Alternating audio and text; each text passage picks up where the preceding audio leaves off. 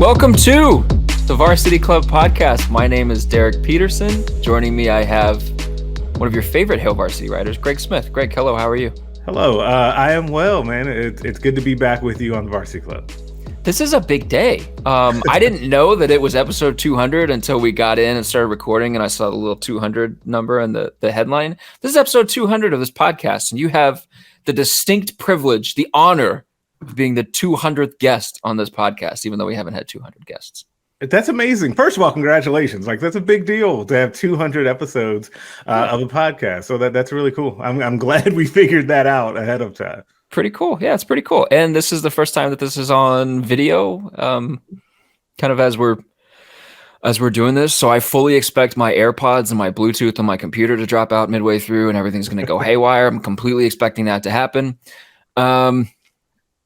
Yeah, this is cool. There's a little ticker down at the bottom. Get your Hail Varsity subscription. Go to hailvarsity.com/subscribe. Make sure that you're reading all the Hail Varsity content that Greg and everybody over there at the team is putting out. Also, you can get the magazine, which you want to do. Greg also has his own podcast, the Straight Up Breakdown podcast, which you can listen to. It also has a video component on YouTube where you're if you're watching this, you can go watch his podcast as well, or his video as well. We've got other podcasts. This is a proud part of the Hurrdat Media Network. Go to hailvarsity.com/network, I think, to find every other podcast. Greg, I have a question for you before we get into it. If you could, like Will Smith, Men in Black, like brain wipe one movie going experience or one movie watching experience from your brain and rewatch any movie for the first time over again, which movie would you want to see again? First experience. Oh man, that's a really good question. My gut reaction, it was the very first thing I thought of. I could like wipe it out and then rewatch and experience it all over again. Was Inception, which is kind of ironic given the subject of that film. Such a good movie, and like the first time, like you're kind of confused, kind of mind blown, really impressed with everything, and so to go through that all over again would actually be really neat. My brain went to Inception, and it also went to Shutter Island. So okay. I guess Leonardo DiCaprio has something just sitting in our subconscious. It's like, you want to watch my movies again? Maybe. Okay. Well, we didn't say Titanic. No, we didn't say Titanic. No Titanic fan. Which I'm not sure I've seen the whole thing front to back. Like, I don't think I've sat down and watched it all consecutively. I know it's a ridiculously long movie. Yeah, and I know what happens. So like, I don't need to go through it all. So obviously, I was not one of those people that saw it 8 times in theaters. Also, the entire like payoff scene in the movie is inherently flawed. There was space on there for both of them. There really was. Yeah. Like it sounds like cliche to say that because every single person in the history of the planet has said that, but like it's true. There was space on there for both of them. You got us talking about the Titanic on here. Let's talk about football. I have you on here specifically because in a little bit we're going to talk about teams that you are most excited about or most interested in or just can't wait to watch on a football field. Spring is wrapping up kind of around the country. As we're recording this, there are a bunch of spring games this weekend. Nebraska's has already happened. It's in the past. We're going to talk about Nebraska coming out of the spring and then lead into a conversation about teams that you just can't wait to watch because it's almost May. Like we're getting close to football season. It's almost May, which is insane. So I'll ask you this first, Greg, as we are now, 2 weekends removed from the Nebraska spring game. How do you feel about Nebraska football exiting the spring? There's a little bit of news this week that may or may not be a big deal, depending on your preference. Do you feel pensive about the team? Do you feel encouraged about the team? Are you right in the middle, 50-50? I don't want to. Nope, we're not going one way or the other. We're just going to wait to see what happens in fall camp. Where you at? Man, it's tough because I would say, I am, I guess, more pessimistic about the prospects of a successful season, I guess is what I would say right now. And part of that, though, is not necessarily the fault of anything that happened prior to this week, it was really about that there's nothing where you saw it come together this spring and you go, man, I feel really good about that you didn't coming into the spring already, if that makes sense. So because there was so much overhaul with the offensive staff with 4 new assistants, you also had a new full-time assistant in Bill Bush moving into a full-time special teams role. You had double-digit transfers coming in, or mid-year enrollees. So you just have a lot of newness that is going on in the program, and a lot of things where they've kind of got to figure it out as they go along. And spring was kind of the baseline to get a lot of that stuff installed. So knowing that all on the front end, I'm still not necessarily feeling the warm and fuzzies coming out of spring, because all of the same questions that we had coming into spring are the same ones coming out. But it's not necessarily fair to say, oh, they were going to have, say, the offensive line rotation figured out, even though they have 2 projected starters that didn't practice at all in the spring. So I feel about the same, honestly, that a long way of saying coming out of the spring that I did going in. And so it's going to end up being, I need to see it when we get to the fall. But there are just so many question marks heading into the summer now, and summer conditioning still feels like winter. Summer conditioning going on for Nebraska. Yeah, you guys got snow, and like my aunt and uncle Easter, got snow in Omaha on Easter. We got a little bit. It was like weird, like sleet, snowy rain crap. It's weird, like third winter. I saw a buddy in Indiana that was talking about third winter. So I feel about the same, which is to say you're still a little hesitant to go there with them because there are a ton of questions. So let me ask you this. Frost is notorious for not showing anything in spring. That was even more so the case this spring with all the newness around the team, particularly on offense. If they had just shown you more, like let's say like Frost gives you an entire practice to watch, which didn't happen, but let's just say he gives you an entire practice to watch. And then they show you a little bit more of Casey Thompson in the spring game and a little bit more. Do you think that your hesitancy with the team is just because you didn't see anything and you don't have any questions answered that you wanted to answer going in? Or is it because, like you've seen guys leave the program, or you've seen a bit of practice because you get to see 15, 20 minutes, whatever it is at the beginning a couple times. Like which side are you on? First of all, we didn't even get that 15 minutes at the beginning this year. So when you say that it was notoriously secretive, it was ratcheted up even from what we normally are in, which also does not, that to me, and right or wrong, it doesn't inspire confidence in me that is going the other way, because to me it's like we don't want people talking about whatever kinks we're working out right now, and maybe that's the wrong way to read that, but I don't know what else I should think given what's happened previous to this, right? And so yeah, I do think though, on the other hand, if I had seen flashes of what has been shown supposedly from Casey Thompson in practice that's got him as QB1. If we had seen that in the spring game, I would feel a little bit better there. I still don't understand how we didn't get just one in the spring game, just 1 or 2 deep shots to Trey Palmer. Like just something to whet the appetite a little bit. I'm kind of curious on that. And so, yeah, I do think that that's part of it, even knowing that there were going to be a lot of questions that just weren't going to be answered. I think the secrecy and the what did he say? Painfully vanilla or basic Frost about the spring game, so much so that I don't know if you caught this. Trev Alberts fielded questions about the spring game format in the athletic director show on the radio this week or the end of last week, because it was so bad. From a fan perspective, they got out of it without any additional injury, so that's good. But I don't know how you come out of that thinking, yeah, I feel better about the team. But that may not have been the purpose anyway.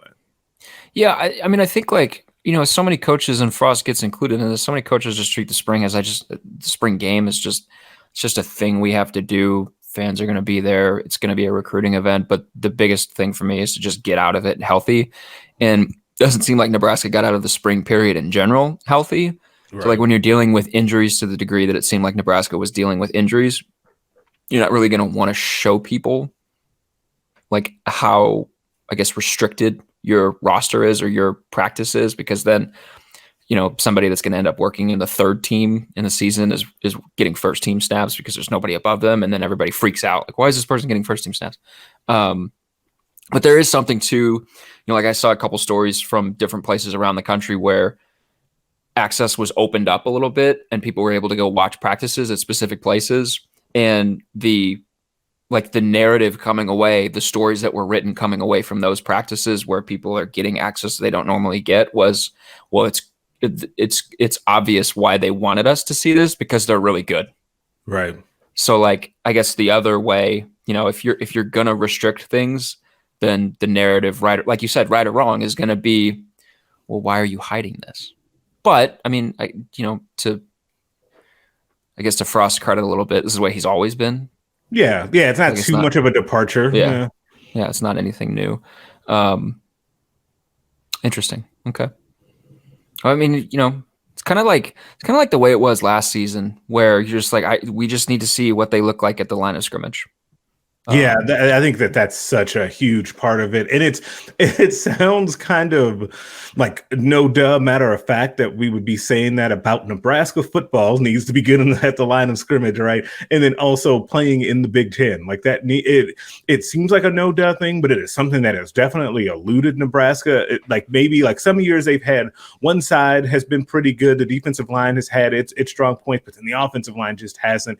But they definitely have not had a year in a long time where you would say that's one of the top half of football teams in the conference on both the offensive and defensive line. Like, it just has been a long time since that was the case, and I don't think it's a coincidence that they've also struggled mightily during those times too. Okay. Well, let's talk about some hopeful stuff, some more positive stuff, because now, as we've talked about Nebraska, as I've talked with you now about Nebraska, and I talked with Steve on the podcast last week about Nebraska, it veered more into I don't know about this team. Let's talk about some positive stuff. Okay. Teams around the country, doesn't have to be Big Ten, doesn't have to be like Big Ten West, doesn't have to be Nebraska centered, teams around the country that you can't wait to watch. I asked you to come armed with 3 teams. You did. Thank you for doing your homework. Congratulations. You passed the test. Unlike last first. Give me your It's fine. We had a technical glitch last time. It's not your fault. Okay. Give me your first team that you would like to talk about. Okay, the first one will be Notre Dame.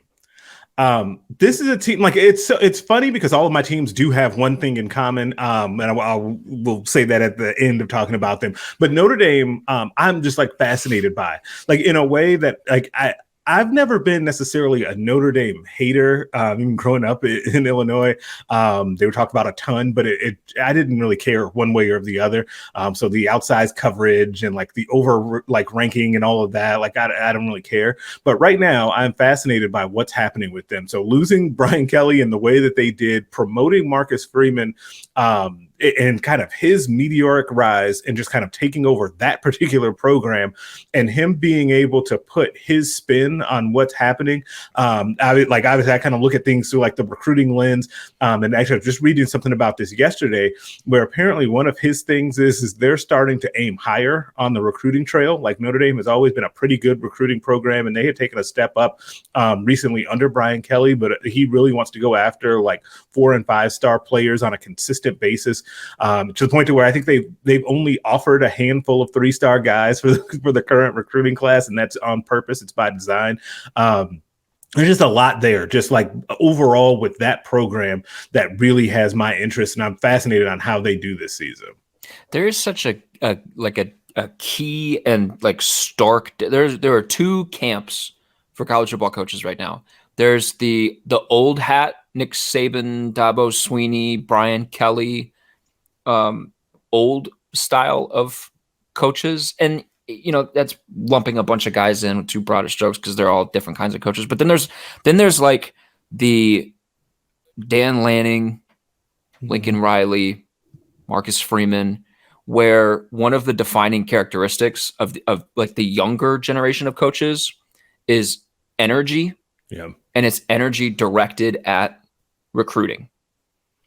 And it's not to say, Nick Saban has number 1, number 2, number 3 classes every single year. So it's not like he's not putting energy into recruiting, but it just feels like a different kind of urgency with some of the younger guys. And like Marcus Freeman absolutely feels like one of those guys. Yeah. And those are the coaches that are like the up and coming coaches that are having success. Yeah, I would absolutely agree with that. One of the other coaches, spoiler alert, that we'll talk about, Mario Cristobal, I also think figures into that discussion as well, and kind of that more new school mode of coach. But it definitely, there is a stark difference in that. And it's so funny, though, with the Saban thing, because you're right in that obviously he has top recruiting classes every year, but more so than kind of those other older school coaches, even though he's the oldest of those guys, he also seems to just embrace what he has to embrace to be successful, right? Like we've seen that, whether it's his comments recently about NIL, which I still think that were more of just a warning shot than anything. His comments about the transfer portal were like that too, and spread offense. Or don't forget that part too, as he then adopted it and won championships doing it. So yeah, so I definitely think though that like being able to adapt to those things is definitely a characteristic of those older coaches that seem to still find success as well. Yeah, and I guess that would be the good differentiating factor between the older coaches that are having success, like a Nick Saban, and older coaches that are more just like, nope, this is how I want to do things. This is the way we're going to do things. The old school method is that adaptability piece of it. And there's a guy around here that would not fit into that category. Yeah. So I have Wisconsin on my list. Okay. Like, are we getting Graham Mertz that we thought we were going to get?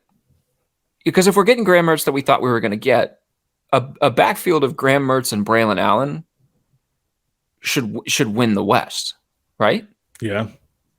So, Iowa won it last year, Northwestern the year before that, and then it was Wisconsin, I believe, and then it was Northwestern the year before that. So, like, they've made it to the Big Ten championship. Correct me if I'm wrong here. Was there a Minnesota year in 4 years? I think there was a Minnesota year where they split, but I don't think they made it to the conference title game. Maybe that's what it was.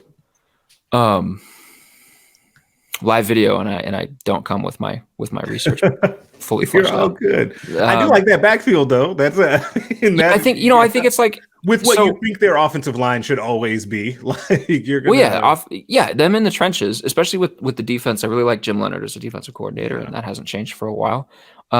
They should be like a high floor team. So if the backfield of Graham Mertz and Braylon Allen is what we expected Graham Mertz to be when he dazzled at the All-American game and coming out of high school, and then Braylon Allen takes another step.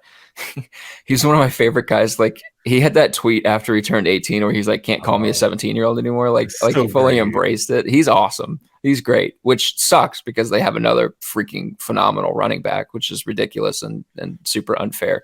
But I just think like, if I got my math right, like they haven't won a Big Ten West outright they've won it once in the last 4 years, made it to a Big Ten title game. So shouldn't Wisconsin be doing that more? like shouldn't Wisconsin be doing that more? So they finally figured out the running back position, and they've got one of the highest rated quarterback signees that they've ever recruited. What if this is not the year? If Nebraska is, as FPI says, the favorite to win the division, or if like Northwestern does its typical thing where it yo-yos from really bad to then really good and wins the division. If Wisconsin doesn't win the division, do we start talking about Paul Chryst? Because people were talking about Paul Chryst last year. That's a good point. They were talking about him last year, and remember, people were like, "Whoa, what's up with this?" But it didn't seem. We're right there on the edge of that. It was something that cropped up for like a brief moment. Mm-hmm. So, like, if they're not in a position to just run away with the West again this year, do we start talking about him more? I don't know. That seems absurd given the level of success that they have consistently hit. But I don't know. So they're one of the teams that I just can't wait to watch because I'm curious if it's going to be more, like Wisconsin, like we've been used to. One of the things that I love in the yearbook every year is Brandon can pretty much just copy paste the what Wisconsin does well section from the year prior, where he's like, what they're going to do. They're going to run the ball and they're going to be really good. But once they got Graham Mertz, they're like, hey, we have this shiny quarterback. We can throw the ball now. And then they realized, oh, if we put too much on his shoulders, it's not a good mix. So let's go back to the running game. And then it took them a while to find Braylon Allen. Now they found Braylon Allen. So what do we get from Wisconsin? I'm very interested in watching them. Yeah, I'm with you on that. Now that you've laid out a compelling case on why a team that is typically you're like, they're kind of boring, is why it would be really fascinating to watch their season unfold. I'm with you. I also just think that it's just so wild and good for them that you can just you can't name 3 starters on their defense right now, but you know that they're going to be good. Like, it's just such a thing that, at Wisconsin, where it doesn't matter the players at this point for them. And they've got some really good, Nick Herbig is a really good linebacker on their team. They've always just have really good linebackers, but they'll be solid on defense. It really feels like it comes down to, can Graham Mertz be the guy that they thought they were getting? Because if he is, they should run away with the West, because there's so many teams in flux right now, or a lot of question marks with other teams in the West. And because Braylon Allen is that good. Yeah, that too. But that should also help Graham Mertz, because teams are going to have to come into the season committing a lot to stopping him. It should. Yeah. I looked it up. I was correct. So they went to 3 of the first 4 Big Ten championships after the West-East division realignment. And they have only been to 1 of the last 4. Northwestern has 2. Iowa has 1. Wow. So Northwestern has more than them in the last 4 years. Yeah, that's... Yeah. That's every team goes through ebbs and flows, and Nebraska hasn't, contextually, it's not like they've been bad, but, given what they were accustomed to, Wisconsin went 2011, 2012, then 2014. So they went, 5 times in the span of 7 years to a Big Ten title game, and they've only been once in the last 4 years. So that's not nothing. Right. So we'll see. Who's your second team?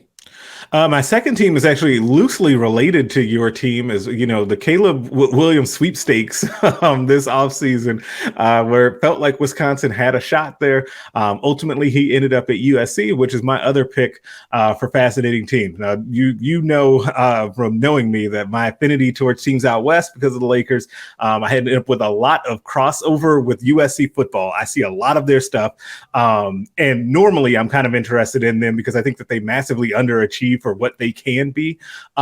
Those days are probably rapidly coming to an end. And the thing that I'm just really interested in is how quickly can that end, right? How quickly can Lincoln Riley really get them up and running? And I'm not Colin Cowherd. I don't think it's going to be like 1 year they're going to be in the college football playoff.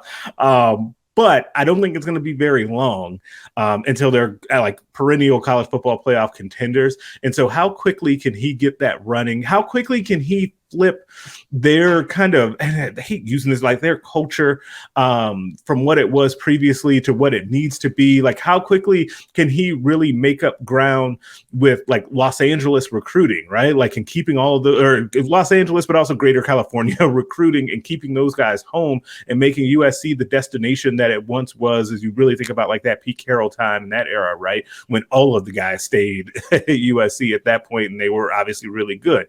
There's just so much there when it comes to what Lincoln Riley has going on. Plus, the way that all of that went down will just naturally make people really interested in what's happening out there.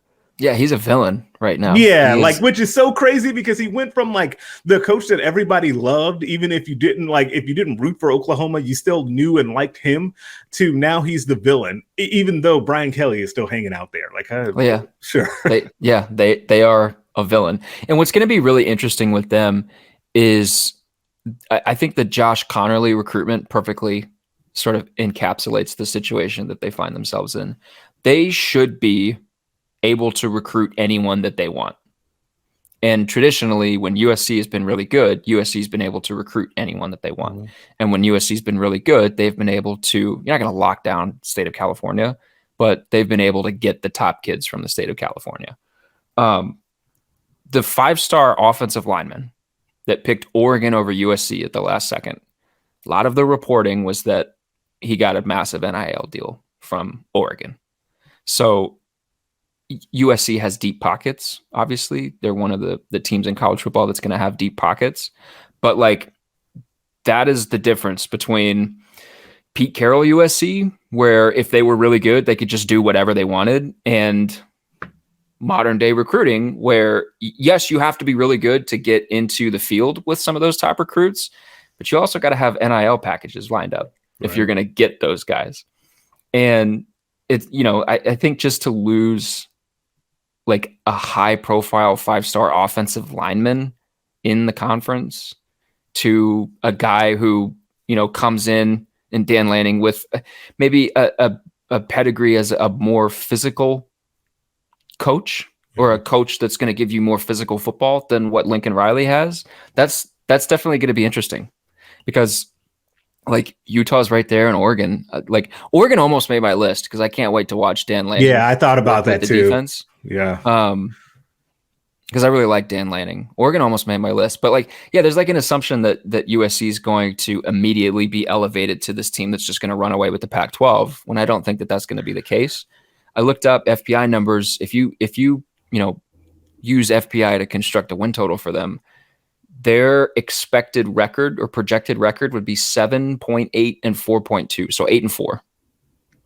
Do you think the Vegas line is going to be 8-4, or do you think the Vegas line is going to be 9? I think it'll be 9. I bet it'll be 9. Yeah. Yeah. So what's going to be if they win 8 games? Let's say they win 7 games. It's a year 1. So it's supposed to be like that to an extent. Yeah. But is that a disappointment? And because it's USC, and because it's Lincoln Riley, and because it's Caleb Williams, if they win 7 or 8 games and they're not in contention for a Pac-12 South title at the end, what is Colin Cowherd tweeting about this team? I wonder if they win 8, if they go 8-4 in the regular season, go to a bowl game, will that be viewed as a disappointment for them? And here's the other of a new coach. Man, that's tough. That's a tough world. Yeah. Here's the other piece of it. UCLA's projected win total is 9-3. That's sneaky. Very sneaky. The teams that you could have put on the list that, they're a sneaky one. But man, if they okay, yeah, let's set up this scenario. If USC goes 8-4 and UCLA goes 9-3 in that first year, and that would be something. Based on FPI, UCLA would be a 3-point favorite against USC. That'd be a fun game. That'd be a very fun game.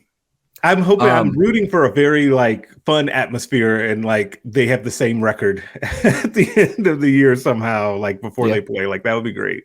That would be very cool. My second team, I guess we're going to stay out west, is Washington State.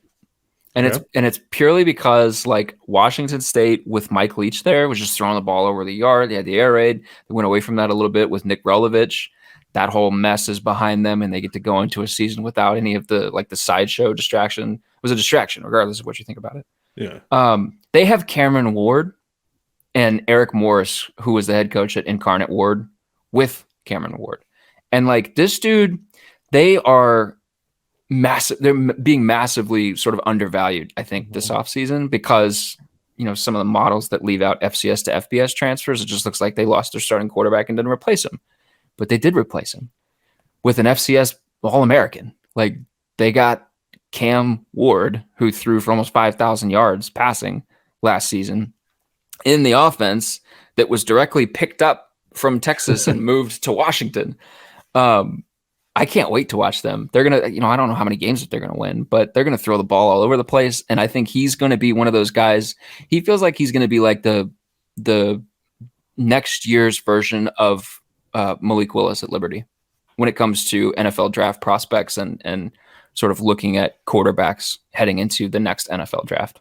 Yeah, I totally agree with you on that. And I think that he's going to be a guy this year in college football that people may not I don't know, how many people are going out of their way to watch full Washington State games, but they're going to want to see the highlights at least of what he did. Right. And I think that man, he was a guy that I just really thought should have gotten more looks from other schools. I thought that him being on the market to begin with was kind of wild, and a weird opportunity for obviously a lot of different teams that needed quarterbacks this offseason, and could use a dynamic quarterback that has put up a lot of numbers. So that's a really sneaky pick. That's a good pick right there. Thank you. What's your third team? My third team, we're gonna crisscross the country. We're gonna go all the way down to the 305 and talk about Miami. It's funny because so many of these, and this underscores my whole original point about the chaos in college football. Like so much of this stuff is actually connected with like degrees of separation from it, right? We talked a little bit about Dan Lanning. The reason that he's out there is because Mario Cristobal went to Miami. I really like Mario Cristobal as a coach, and I like a lot of the things that he brings to the table, whether it's energy on the recruiting trail, a physical style of football, which I thought was just the perfect way to kind of take Oregon to the next level. And obviously, they're trying to continue that. He's obviously an alum of Miami, and he's going to try to restore the U and be like the next coach to try and do that. I just wanted, there you go, throw up that U. I just did you see them get? Did you see? I'm sorry, not to interrupt you. No, did you see them get booed the first quarter of their spring game at a soccer stadium?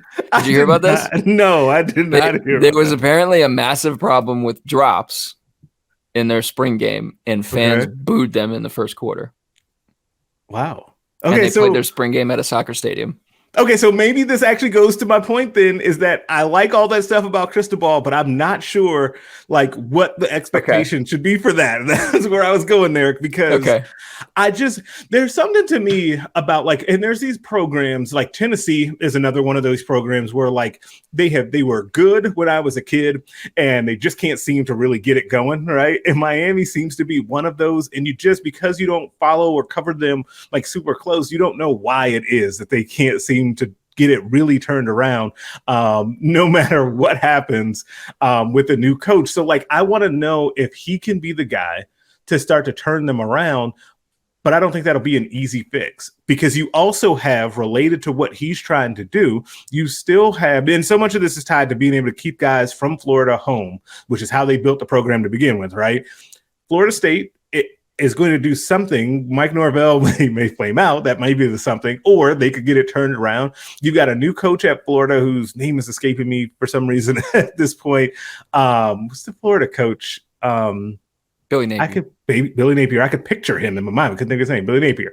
Like, he seems to be kind of one of the, we talk about those newer school coaches. Like, he kind of seems to be that, right, as well. So, like, what happens there? And then you've got the former national champs, UCF, that wants to try to do some stuff too, right? So, like, what's going to happen down there? Like, that is just fascinating. And maybe I should have put all of them on the list, but we're going to stick with Miami as a team that really interests me this year.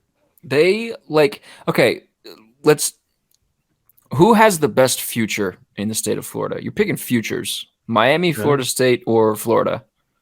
With Cristobal, would you lean Miami? Because I kind of would. I kind of would too, because I think he's the best coach of the three. And maybe that's because I've seen him do it at the Power 5 level. Maybe that's what it is. Like, because I saw him have success at Oregon, I feel like he can also do that at Miami, whether I have questions about that with Florida and Florida State's coach. Also, isn't Miami just the cooler team of the three? Like elite Florida prospects, elite Florida high school kids. You're not going to UCF. Sorry, all apologies to the Knights. You're not going to UCF. If you got it down between Miami, Florida, and Florida State, and all of them have good coaches, and all of them are like reasonably to good, reasonably good to really good, you're picking Miami, right? Because Miami's just cool. Especially with Ed Reed hanging out on the sidelines, right? Yeah. You're just going to pick Miami? Yeah, I think Miami, Florida State, Florida, of the cool factor would be how that would go. I think so. Yeah. So, but I would think so. Yeah, I would say that. That makes it really interesting, because then they've got a quarterback that has like preseason Heisman buzz in Tyler Van Dyke. So like, if they have a good year, under Cristobal, we know that Cristobal can recruit. Like, they become super interesting really quickly, because the ACC is just waiting for that second team behind Clemson to take over and be good for more than just a season. Yeah, there's a higher, I think your ceiling. If you could get Miami, and I guess technically Florida State would then fall into this too. If one of those teams could ever like really consistently be good, like the conference needs that, but it is ripe for being that second team because you just got the opportunity there because the rest of the conference, you're just never going to be even like as you have one of those other teams in the conference always kind of just rotates as being good. But if you could consistently be that, like your path to be in the conversation every year in that conference is just wide open. So I have a collection of teams that I cannot decide on for the third one. So I'm going to give you the field and you tell me which one that you want to talk about. Okay. NC State, sticking in the ACC. NC State, who is like a sneaky team. Ole Miss or Texas. Oh, man. Which one do you want to my last two are really let's only because you groaned. Let's go Texas. Sorry. So Bijan Robinson is awesome. He is. He's awesome. Steve Sarkisian had good years at Washington, coordinated one of the best offenses in college football history at Alabama. I mean, most people expect him to be successful at Texas. They had a bad first season, but they were in a bunch of games. Almost lost to Kansas. Got to sneak that in there. Good job. And they have the number one prospect in originally the 2023 class who reclassified to 22, who reclassified to 21, enrolled at Ohio State, got a bunch of money from Ohio State, then left Ohio State to go to the place that he was originally planning to go to on the timeline he was originally planning to go to them. As much as I hate the hair, I just have to say Quinn Ewers belongs on the all finesse team. Like it's awesome. Well done. Well done. Right. Him and Chandler Parsons hanging out. Well done. Well done. Got the NIL money, didn't play, retains his eligibility. Ended up at the place that he originally committed to. Well done. Good job. All finesse team. They should have a good offense. They should have a good offense. And they have the wide receiver who was really good as a freshman last year that I'm blanking on his name. But they should have just got one from Alabama. Yeah, they should have a young, talented offense with what most people think is a talented offensive mind in Sark. So they should be good. Are they going to be the sixth best team in the country as FPI labeled them? No. I would be shocked if they were. Somebody give me a thing to do. I'm not going to go streaking. I don't want to do that. But somebody give me a thing to do. Tweet at me a thing that I need to do if Texas wins the Big 12 or wins 11 games. Tweet me something that is somewhat reasonable and I'll do it. That's just not streaking because nobody wants to see that. I'll do it because I don't think they're going to win 11 games, but they should be good, right? They should be. All signs point to them being good. They've been one of the best teams in the country this offseason at landing guys that at least have big names from the transfer portal. The things you laid about that offense, the more you think about it, they should be very, very good on offense. They have a chance to be dynamic on offense. They need help on the defense. And maybe they get that from O'Shawn Mathis, who, big storyline around here. But we talked earlier about those programs that should be good or used to be good that we just can't figure out why they can't, even through multiple coaching tenures. Texas is maybe the poster child for that right now, even though they have not been terrible. Right. So it's again relative, but they're not as good as they would like to be, think they should be, or as they're always projected to be in the preseason. And so it just makes them such a unique program for so many different reasons, but they should at least be able to put up a lot of points this year. Texas is, maybe I'm off base. Because I'm not there. Maybe I'm off base. So if I am, people are going to yell at me. It's fine. I wonder if Texas's problem isn't somewhat similar to Texas A&M's problem in that the boosters and the donor base and the powerful alumni in that situation think that Texas should be a lot better than it is. And when they've got a guy who, let's say, wins a Sugar Bowl and then has a 7-5 season, They run that dude out of town because it wasn't a 12-1 season. Like, I wonder if that's not the problem. And for like the longest time, the problem with Texas A&M is that Texas A&M thought that it was so much better than it was. Now with NIL, Texas A&M gets to be as good as it wants to be because of all that money that's down there. And they were on my list too. I thought about them. They got to win some games. They definitely have to win games. Did you see the thing that Kevin Sumlin had the same record through the start of his tenure at A&M as Jimbo Fisher has? I did. That was remarkable. Yeah, like, they are a team. You know what Texas A&M is, not to sidetrack us, but Texas A&M is that team this year where if they don't win games, they're not just going to hear about it from like their rivals. It's not going to just be Texas that's like giving them crap. It's going to be everyone, right? Like that's going to be a team that every fan base in the country is going to be taking shots at them. Like they're going to be that team. You are going to get columns from Dan Wolken about Jimbo Fisher. It's gonna happen. I can feel the Pat Forty column being written right now. it's gonna happen. The drafts right now. Back to Texas. Xavier Worthy is the wide receiver that I was thinking of. 981 yards and 12 touchdowns last year. They should be. It just makes me sad to talk about. It pains me to talk about Texas. But the other thing with Texas, now it is. I think it's a little ridiculous to give them like a 20% chance to make the college football playoff, which is what FPI gave them, a 1 in 5 chance. I think that's a little ridiculous right now. Yeah. But Oklahoma State has a bunch to replace on defense and a quarterback that has never been consistently elite. OU has a bunch to replace and a first-year quarterback. Baylor has a bunch to replace. If this is it, this is your year. Like, this is your year. Yes, it's absolutely And Oklahoma State lost their defensive coordinator too, right? Like, but then they got Derek Mason to take a pay cut and leave an SEC job. That was you were talking about being able to bounce back. Like that was a pretty good. That was a sneaky one, a sneaky bounce back. But like, if you lose your defensive coordinator to Ohio State, that's because it's a guy that you didn't want to lose. Yeah, absolutely. You definitely did not want to. And Texas has kind of the looming thing of like being in the Arch Manning sweepstakes. That'll be fun. They do. It'll be really fun. Do you think Quinn Ewers is going to be good, great, underwhelming in his first year? It's really hard because he almost has to be great, not good. It's unfortunate for him. I think my prediction, he'll be solid. He'll just be solid, and it won't be, and that will leave people like angry. And I think that he'll get like hate for that.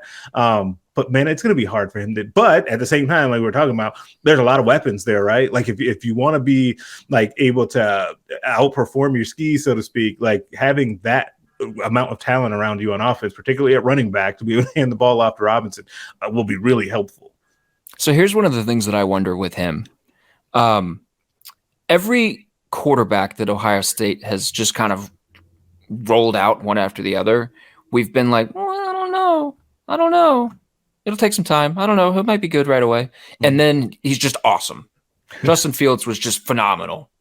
And then CJ Stroud took him a game against Minnesota, and then he was great. A couple games. Then he was really good. Like, it's just like some little magic dust in Columbus that they just sprinkle on guys. And maybe Quinn Ewers being there for a year, in addition to the bag that he secured by being there, we got a little bit of that magic dust sprinkled on him, and he's going to be an exceptional quarterback right away. Quarterbacks are great, younger and younger in their careers in college football right now. And maybe there's something going on with Ryan Day and with Ohio State and that program that, they get guys ready to play at a super high level right away. Now, Ohio State has first round draft picks out the wazoo on the offensive line. And a wide receiver. Yeah, I haven't looked at Texas's offensive line to know if that's the case, but I don't know. Maybe there's a little something that gets sprinkled on quarterbacks when they go out there, and maybe he's got a little bit of that dust left over. So maybe he needs to just carry over what he learned from Ryan Day. Then combine that with Sark's wisdom, because obviously he can coach offense, and then he'll be good to go. I was about to say, don't listen to Steve Sarkisian. So we can put the little ticker on the bottom of this video. I messed it up. Breaking news: don't listen to your head coach. Okay. So there's words of wisdom to not live by from me. Words of wisdom from me. tweet at recruits' parents. Don't listen to your head coach. Those are the two. Great. There you go. Awesome. Do you want to talk about Texas A&M? Because they were like right there. It's okay. Okay. All right. That's fine. Though Jimbo did have an all-time like phony rant when he went off about NIL at signing day. It was great. Let's wrap this up on. I have a question for you that I thought of while we were podcasting. So you were not prepared for this question, but I'm going to ask it anyway. Okay.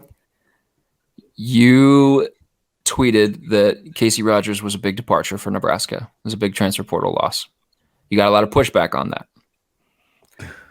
If Nebraska, obviously not like at quarterback, but like who is a guy that would be like just unlosable? Like you cannot lose this guy to the transfer portal. If you're thinking about their team as we move into this offseason, who are like what's a position that you think no more, can't have any more attrition, nothing else can happen to this? It's the same position. It's defensive line. If Ty Robinson were to leave, like, don't say that. Don't do that. I shouldn't even put an actual name to it. I apologize in advance for even. I'm knocking on my desk. In the thing. Yeah, like I don't have. I asked you about player, and then I was like, let's not do that. Let's go position. Yeah, group. like see, and that's what I shouldn't have. That's on me. I'm sorry. Defensive breaking line. News delete.